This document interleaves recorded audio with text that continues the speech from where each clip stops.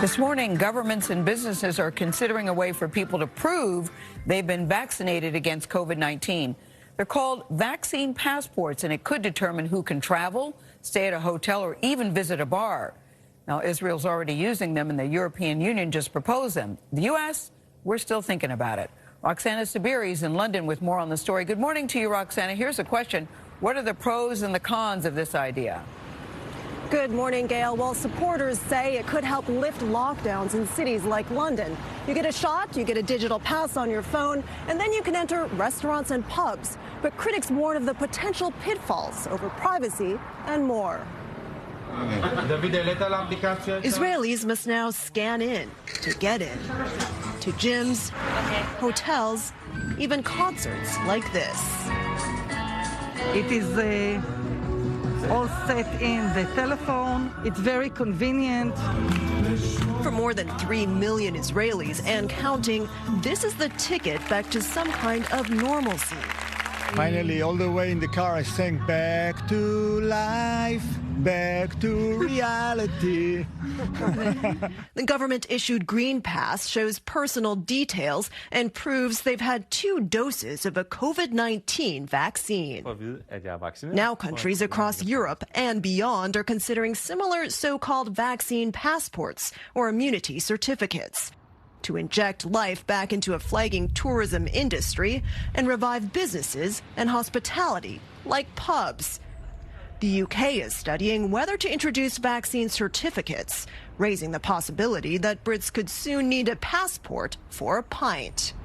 Yep, all good. We haven't had stuff like this before. We've never thought in terms of having something that you have to show to go to a pub or a theatre. And so there are deep and complex issues that we need to explore.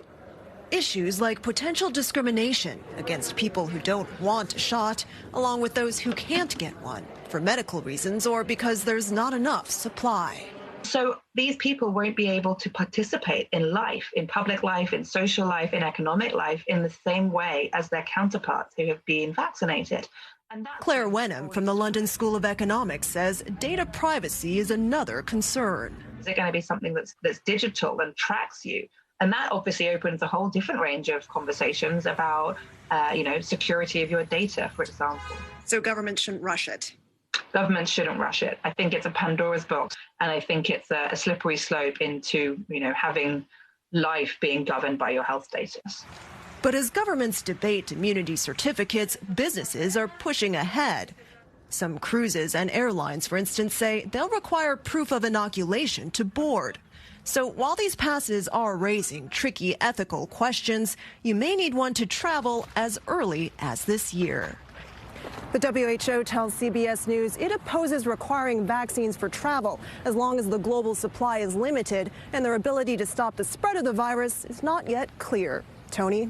All right, Roxana Saberi in London for us. Roxana, thank you very much. I love this idea. I love it, too. I love it. Not everything is a slippery slope. Sometimes you're taking one step forward, and that's all. We get tracked digitally all the time now for all sorts of things. I have no problem. Yeah, I also find, guys, the honor system doesn't work here. It doesn't. No. And normally, if you don't get a vaccine, it doesn't affect me or you. Yeah. It normally just affects you alone. But that's now, right. Whether you get this vaccine could affect a lot of people. Everybody in the room. And if you have a medical condition that prevents you from getting vaccinated, if you have an allergy, I'm sure that can be worked out and it can be marked on your passport. Yep. All right. Well, no one's asked us, but we approve. But we're unanimous. Yeah, we're unanimous. And where'd you get your PhD? Same place I did? Yes. Yeah, right, exactly. Yes.